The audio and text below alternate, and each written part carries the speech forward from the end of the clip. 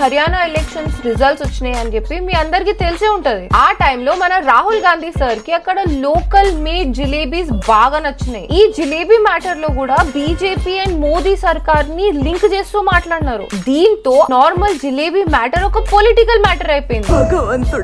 Final గా cut చేస్తే Haryana elections result counting అప్పుడు కూడా కాంగ్రెస్ ఫస్ట్ ఉంది. కాంగ్రెస్ లీడర్స్ అందరూ సెలబ్రేషన్ లో మునిగిపోయి జిలేబీ బేబీ అని పాటేసుకుంటూ రాహుల్ గాంధీకి నచ్చిన జిలేబీలు బీజేపీ వాళ్ళకి పంచి స్వాగ్ చూపించినారు. మళ్ళీ కట్ చేస్తే కౌంటింగ్ లో రిజల్ట్స్ మారిపోయింది.